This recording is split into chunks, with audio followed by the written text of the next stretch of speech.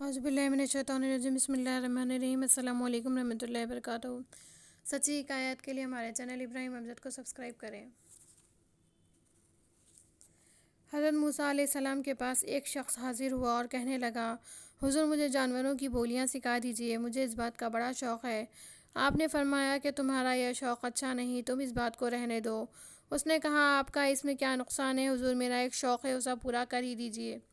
حضرت موسیٰ علیہ السلام نے اللہ تعالیٰ سے عرض کی کہ مولا، یہ بندہ مجھ سے اس بات کا اصرار کر رہا ہے، ارشاد فرما کہ میں کیا کروں۔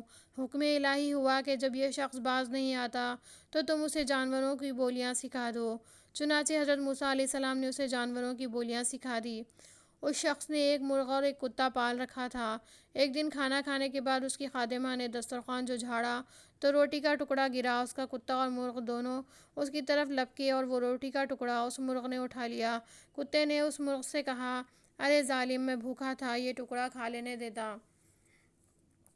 تیری خوراک تو دانہ دن کا ہے، مگر تو نے یہ ٹکڑا بھی نہ چھوڑا۔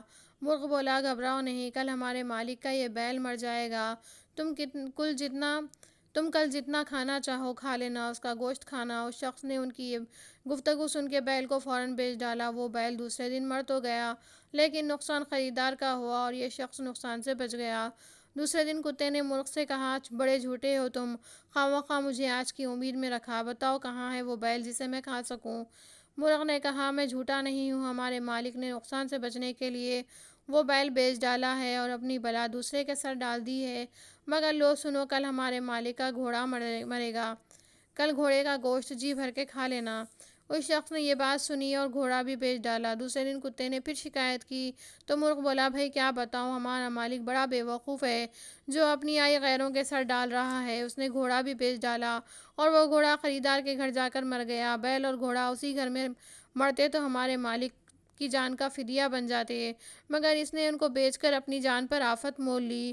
لو سنو اور یقین کرو کہ کل ہمارا مالک خود ہی مر جائے گا اور اس کے مرنے پر جو کھانے پکیں گے اس میں سے بہت کچھ کھانا تمہیں ملے گا۔ اس شخص نے جب یہ بات سنی تو ہوش اڑ گئے کہ اب کیا کروں، کچھ سمجھ میں نہ آیا اور دوڑا حضرت موسیٰ علیہ السلام کے پاس آیا اور بولا، حضور میری غلطی معاف کیجئے اور موت سے مجھے بچا لیجئے۔ حضرت موسیٰ علیہ السلام نے فرمایا، نادان، اب یہ بات مشکل ہے، آئی خزاں ٹل نہیں سکے گی۔ تمہیں اب جو بات سامنے آئی مجھے اسی دن نظر آ رہی تھی جب تم جانوروں کی بولیاں سیکھنے پر اصرار کر رہے تھے، چنانچہ اب مرنے کے لیے تیار ہو جاؤ۔ چنانچہ دوسرے دن وہ شخص مر گیا۔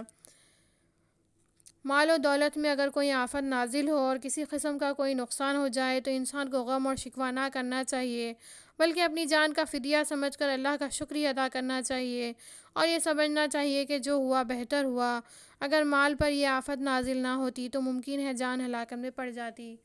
صدق اللہ العلی العظیم، وما علینا الا البلاغ۔ ہمارے چینل کو لائک، شیئر اور سبسکرائب کریں۔